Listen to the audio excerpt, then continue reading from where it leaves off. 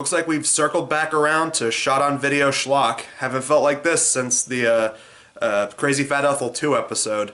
And in fact, in a lot of ways, this movie has a lot of similarities to Crazy Fat Ethel 2.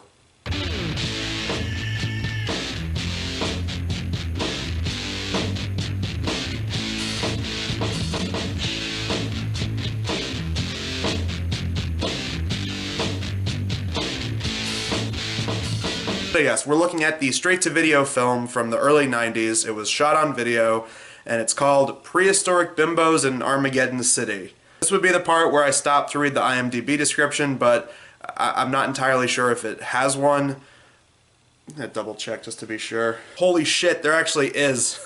There is an IMDb for this movie. Holy shit. Oh god, 2 out of 10 on IMDb. 3 out of 5 on Letterboxd. That's astounding. But yeah, 2.2 out of 10 on IMDb. What's the description say? An evil overlord and his cyborg army plot to control the world. Triana and her bimbo tribe set out to stop them. I mean, yeah, that does happen in the movie, so I mean, whoever wrote that at least tried to take this somewhat seriously. Now, the reason I say this movie has some similarities to Crazy Fat Ethel 2, it's that it's, once again, shot on video. It was that point in the late 80s and early 90s when, you know, home video cameras were becoming very accessible to people, and a lot of people tried taking advantage of that. It's like, oh, you can now make your own movies, and you know, if you're buddies with your local video store owners, then they just might put it out and people could watch it. So it has that going for it. The other similarity it has with Crazy Fat Ethel 2 is that it's a sequel, I think. I mean, I went on IMDb and I saw some other titles from the same director, and I was like, oh, these are just alternate titles for the same movie. But then I saw that they have different release dates, and as far to my knowledge, I think that at least one of them is an actual movie. I couldn't find footage of this Bimbos in Time, as it's called, but Bimbos BC was another title, and apparently that was the first, and this is the sequel, and yeah, just like Crazy Fat Ethel 2, they keep reusing footage all the time throughout the movie, and I mean, I guess that explains some of the continuity errors, and it explains the backstory at the beginning, I guess. Despite the fact that it's called Prehistoric Bimbos, it actually takes place in the future, because there are things like robots and science, so make of that as you will. But yeah, it takes place in the future, and so you got this tribe of bimbos, as they call them. It's just these women running around with these crappy cave woman costumes. And one of them is a scientist, Doc. I don't know why they're running around dressed up as cave women versus everyone else in the movie who seems to be wearing like regular contemporary early 90s clothing. So then again, why would we ask for logic in a movie called Prehistoric Bimbos in Armageddon City? So I guess, yeah, that one's on me. In the opening, they highlight that they took out some bad guy last time, and this guy's name is Thatch, I believe. It's just this, you know, this fat dude with mutton chops. They stopped some kind of zombie outbreak that was apparently a thing going on in the first movie. A bunch of stuff like that. This time, it's basically the same thing of you got these people wandering around a bunch of like warehouse-looking areas or these like downtown city areas in goofy-looking costumes, and then getting into very poorly choreographed fight scenes.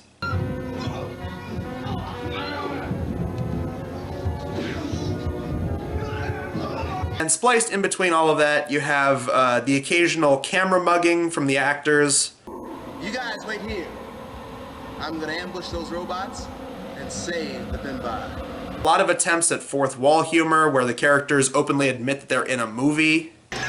See, the Bimbos are here. I'm on the right track. I knew I was on the right track all along. See what I'm telling you? The Bimbos were here. It's just like a bimbo to leave a clacker behind. You know what I'm saying? Where's they gonna go without a clacker? And even moments where they parody other movies. In this one scene where this guy comes across a xenomorph prop that I guess they either made or they had, and they're like, damn it, we have this prop, we're gonna use it. So there's a whole scene where there's this guy interacting with this this alien xenomorph prop, and you know, he goes like, oh, I'm sorry man, I'm in the wrong movie, I gotta get out of here.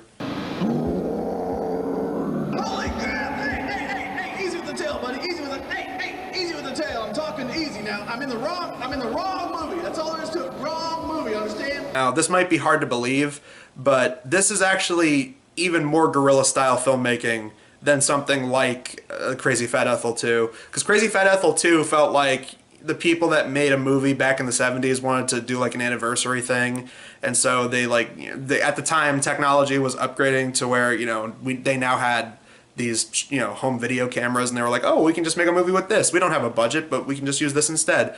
This feels like a group of people got together. They had like a few pages of script, and they were like, hey, let's make a movie. And they went ahead and they made the props out of a bunch of old junk they could find, because that's one of the very key elements of this movie is these robots.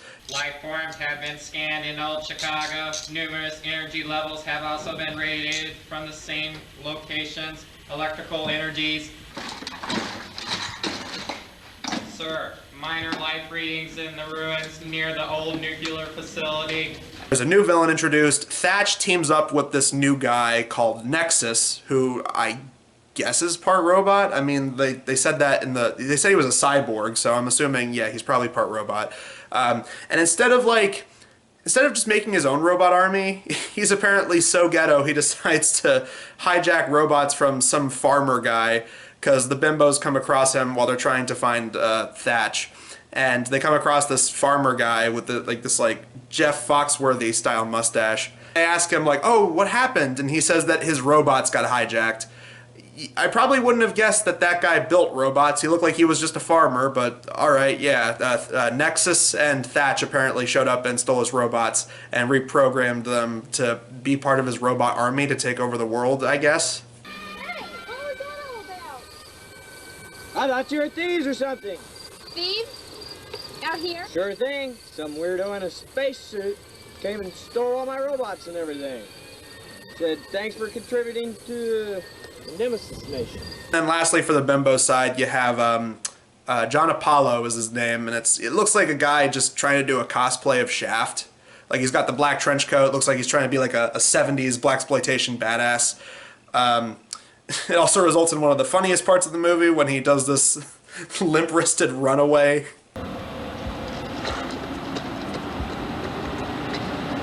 Like I mentioned earlier, from there, it's just a lot of really crappy fight scenes with really bad choreography. It literally just feels like the director went, okay, pretend to fight, don't hit each other too hard. There's parts where, people intentionally fall over, or they're pretending to get punched in the stomach and then they go down oh.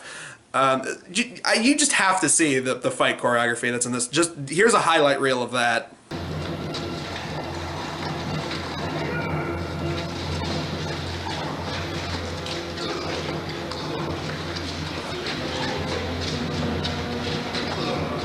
I mentioned earlier there's a bunch of inconsistencies, like Thatch, who, okay, I guess they cut off his hand in the first movie. I didn't see it, but apparently they cut off his hand because they make it a point that, oh, he now has a robot hand. Salacious Thatch, it's an honor to meet you. Done well.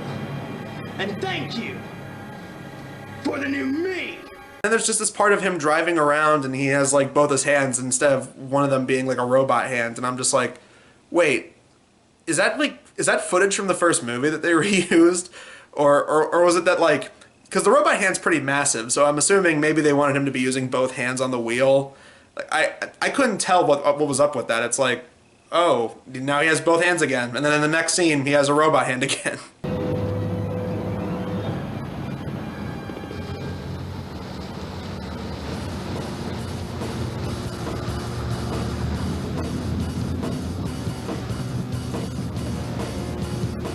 Aside from that, there's a bunch of other staples of really shoddy filmmaking. I mean, there's parts where, you can hear the director yell, action. No, I haven't seen something like that in a movie since Manos: The Hands of Fate. Out of all the bad movies I've looked at over the years, that's the first time in a long while I've actually seen that kind of thing in a movie. There are these scenes where it's filmed with kind of a wide-angle shot, where it's you can see the character's whole body walking. And if you look very carefully, at the edge of the screen, you see the other actors just kind of standing there hanging out, thinking that they're not in the shot.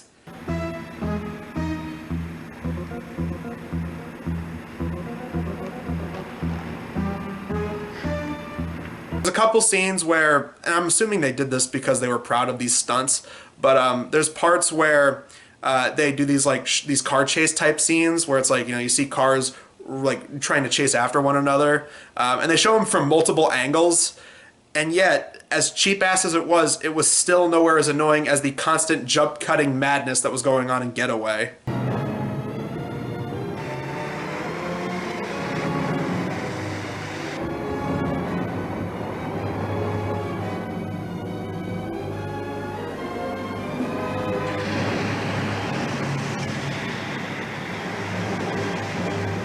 There's this one part where it's just like this one point of view shot on like a dirt bike or something, and like, you know, there's a part where they get really close to something and you hear the cameraman just go, shit. And you know what? Stuff like that, I'm incredibly torn on that kind of thing. Back then I probably would have been like, oh, that is so fucking cheap. Nowadays I'm kind of like, you know what? I give these guys credit because, I mean, they went out and they made a movie. I mean, you know, they got a couple of props together, got some actors, and, you know, damn it, they tried. They really tried. You could say that they failed, but, you know what, on some level, I want to be like, you know what, they went out and made a movie. Good for them. Because this is a shot-on-video movie, there's tons of parts where the audio is kind of illegible. Like, you can barely hear what people are saying. And, like, no one is boom mic'd at all. There's, like, no, like, lapel mics going on that they try to hide or anything like that. So that's part of it. They just kind of use the natural audio, and because this is, like, a straight-to-video thing that was released in the early 90s.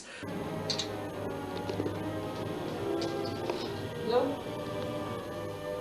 Hello, you traitor broad. Who is this? And for some reason, the audio is just not present.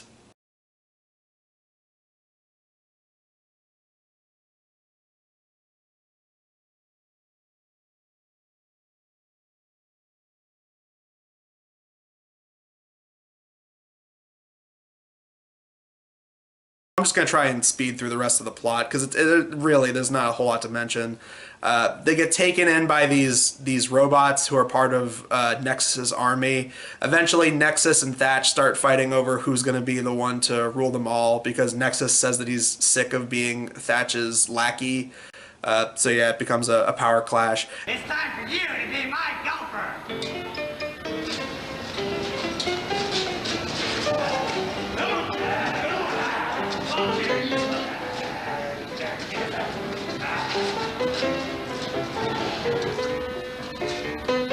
And so eventually, you know, after one big fight scene, the Bimbos win, and then you get this ending.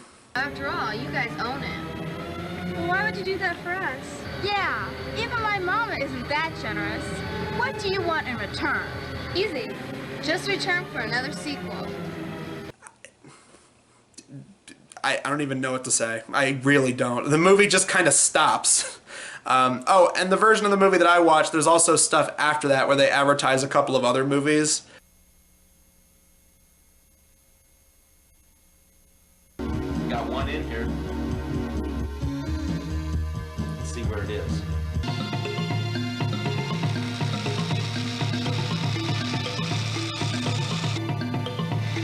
The Zombie Army, the world's first zombie combat rock music video contest. Music by Halo and the Kill Toys, The Zombie Army, at a video store near you. Things get really crazy when they unleash an evil demon from an ancient crystal ball. Now, I had no idea who directed this at first, and then his name popped up in the credits, and it was Todd Sheets. And I was like, why does that name sound familiar? And then I eventually looked into it, and yeah, he's the director of a series of movies called Zombie Bloodbath, which are so bad they're amazing. No! It is you who do not understand. Now you must pay for deliberately defiling the sacred place of our master's own choosing. You are a wretched being. And from what I can tell, apparently he's not too pleased with the way these movies came out. Because according to IMDb, this was actually one of his first movies. Like, all these Bimbo movies were apparently, like, his first. Or one of his first few batch of movies he made. And you know what? I can't even be mad, because it's like, you know what? We all start somewhere. And, I mean, like I said, like, on one level, I want to give them credit, because it's like, you know, they got a very short script. They were able to stretch it out for at least an hour. You know, they tried their best. They made a bunch of really crappy looking props out of, like, junk that they found. You know what?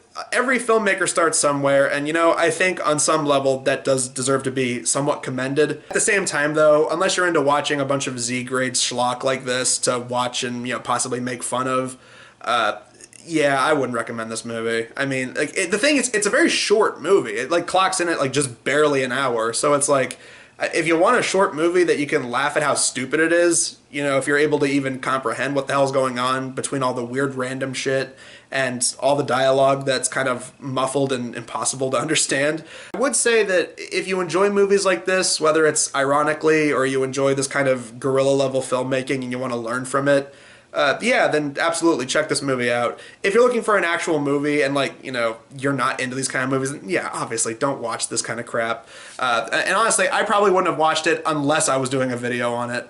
But now that I have seen it, it's like, I'll say this, I mean, as crappy as it is, it's still kind of better than the shit that was going on in Crazy Fat Ethel 2. But yes, I admit right now, after watching Crazy Fat Ethel 2, which was an hour-and-a-half movie that had like 20 minutes of new original content that wasn't just rehashed, reused footage from a movie from like the late 70s, in comparison, yes, I would rather watch a movie with the title Prehistoric Bimbos in Armageddon City. So tune in next time for Blockbusters show, where I'm going to try and do a movie marathon next time, because I have a bunch of different live-action cartoon adaptation movies that I wanted to talk about.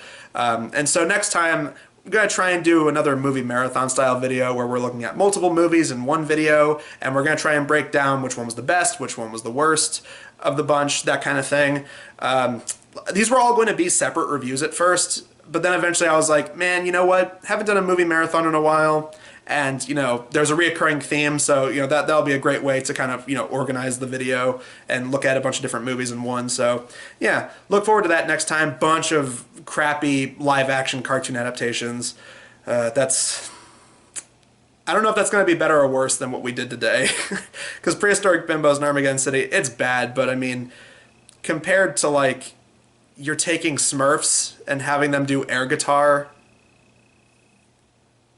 We'll get to that when we get to that. We'll cross that bridge when we get to it. But until then, guys, I'm Adam Sykes of the Blockbuster Show, and we will see you guys in the next video.